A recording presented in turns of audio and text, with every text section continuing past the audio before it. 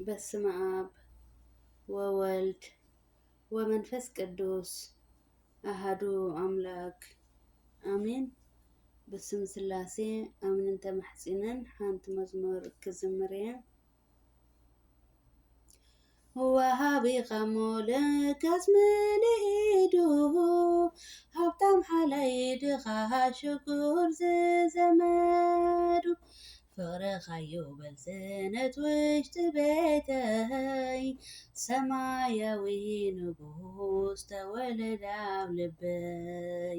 ወሃቢኻሞ ለጋስ ምልኢዱ ሃብታም ሓላይ ድኻ ሽጉር ዝዘመዱ ፍቅርኻዮ በልዝነት ውሽጢ ቤተይ ሰማያዊ ንጉስ ተወለደ ኣብ ልበይ።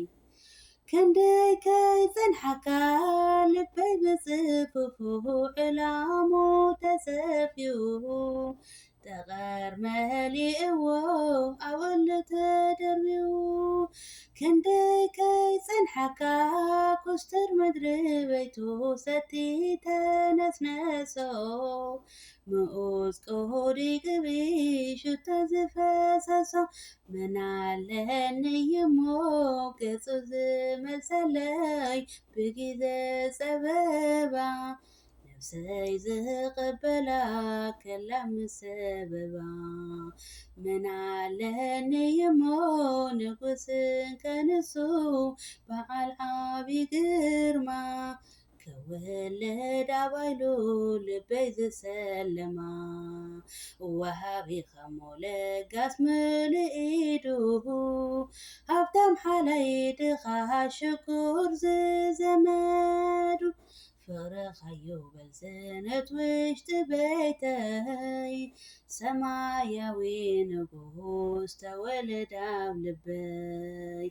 ክደምቕ ብርሃነይ ከምታ ኮኸብ ጽባሕ ጽሉም ግርማ ሰማይ ወርትቕ ብስራቱ ቀደድ ብራቕ ፀሓይ።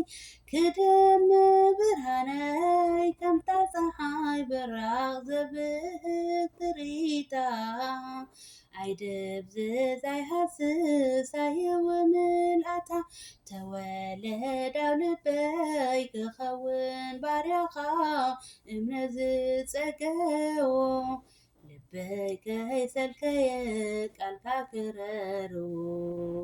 ተወለደ ኣብ ልበይ ቃልካ ትመድሓኒ ክኸውን መዝሙረይ ፍቅሪ ምስ ተስፋኣ ክመልኦ ንልበይ። ወሃቢኻሞ ለጋስ ምልኢዱ ሃብታም ሓላይ ድኻ ሽጉር ዝዘመዱ ፍቅርኻዮ በልዝነት ውሽጢ ቤተይ ሰማያዊ ንጉስ ተወለደ ኣብ ልበይ። ምዃንካ ፈልጥየ ዝደነነት ልቢ ንስኻ ተቕንዓ ዝተሰደት ነፍሲ ምዃንካ ዕቑባኣ። ምዃንካ ፈልጥየ ህያብ ዘለዎ ጸጋኻ የስግቦ ሽጉር ብዝሪኡ ምሕረትካ ይኸቦ። ከመይ ለትም ክብል መናድቐይ ከሎ ብቑረት ተቓንዩ ሓሳበይ ዘበለ ብኽፋት ተነንዩ።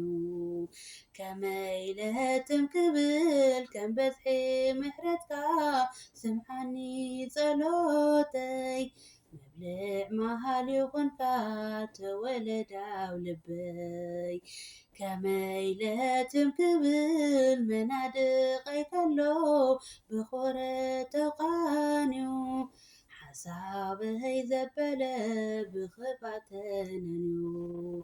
ከመይ ለትም ክብል ከም በዝሒ ምሕረትካ ስምዓኒ ጸሎተይ መብልዕ መሃልዩ ኾንካ ተወለደ ኣብ ልበይ።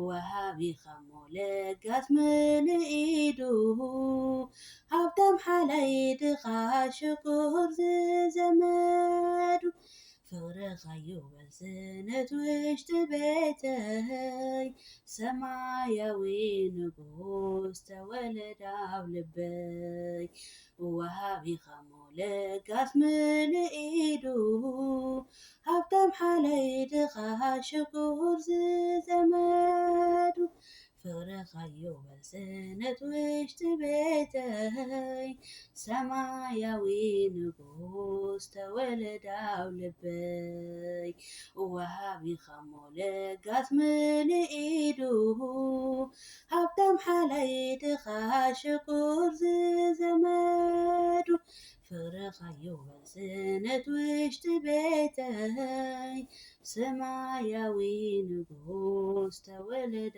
ኣብ ልበይ። አሜን አሜን አሜን።